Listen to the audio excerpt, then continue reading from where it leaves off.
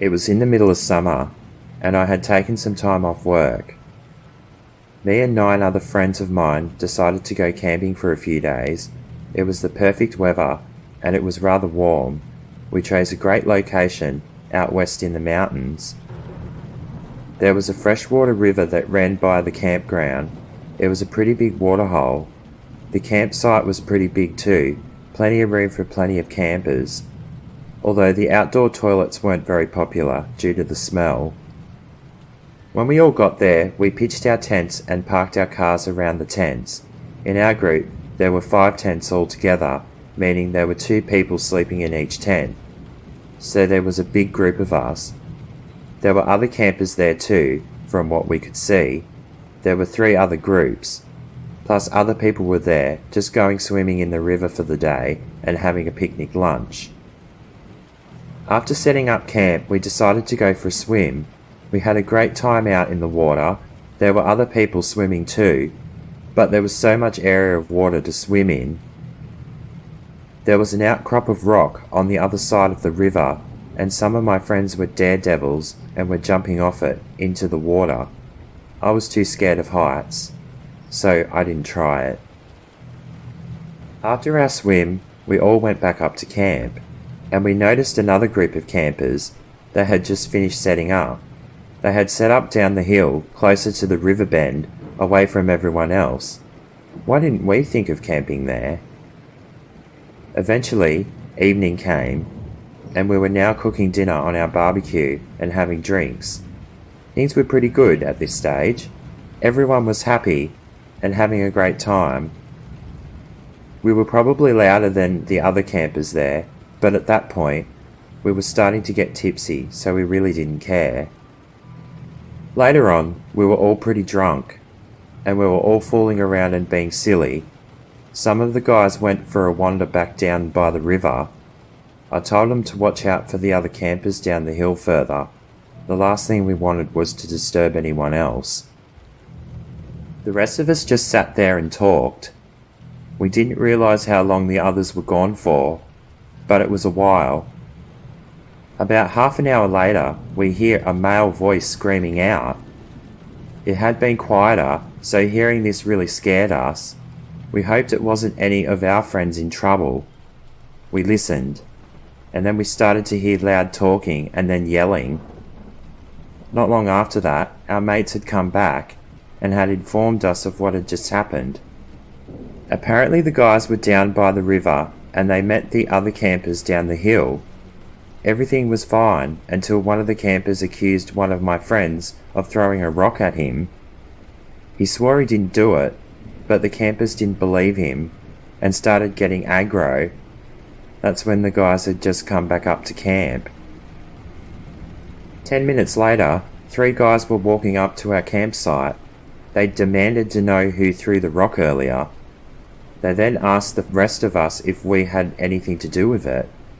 We said no, and why would we want to start any trouble anyway? One of the girls told the men to leave, but then one of the men told her to shut her mouth. Then another one of the men grabbed one of the guys to start beating into him. Then the other guys got up in his defense, but then the other 2 guys ended up getting involved physically. It was 4 against 3. The fight suddenly stopped and the men retreated back to their campsite.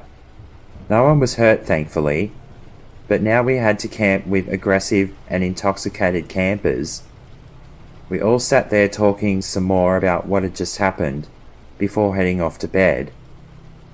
We hoped that nothing else would come of this situation. In the early hours of the morning, I was awoken to my mate that I shared a tent with quickly depart from our tent.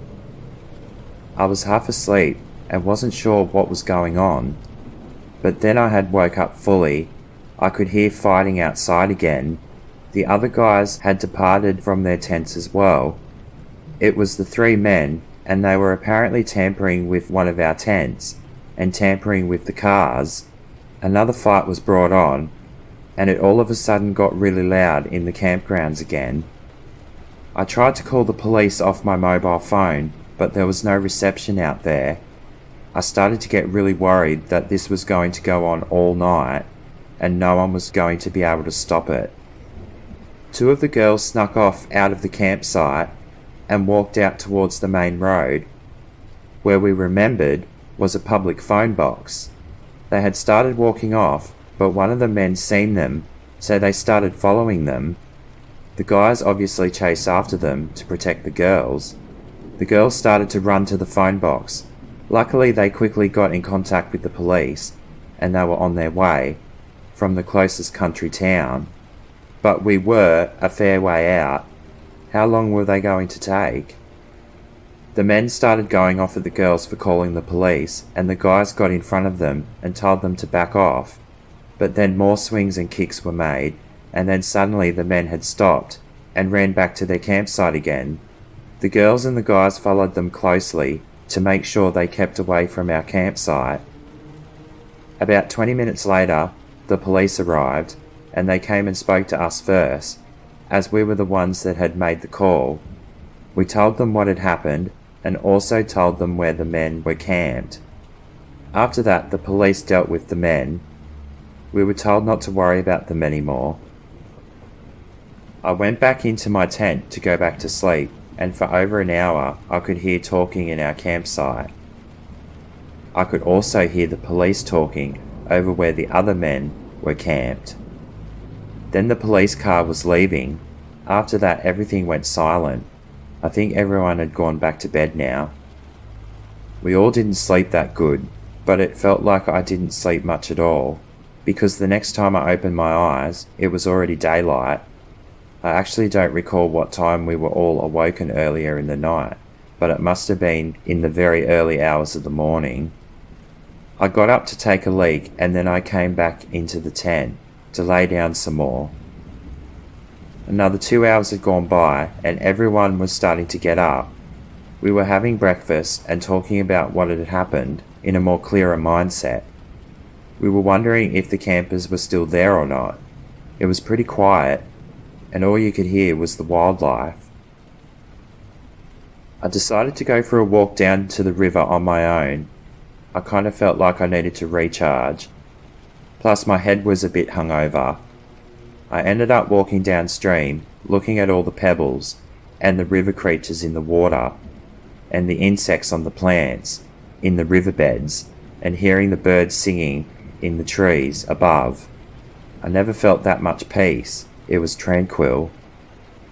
After about half an hour of soaking up the morning nature, I decided to walk back to camp, and I had noticed the campsite of Angry Campers was gone. They must have packed up and left after the police had left.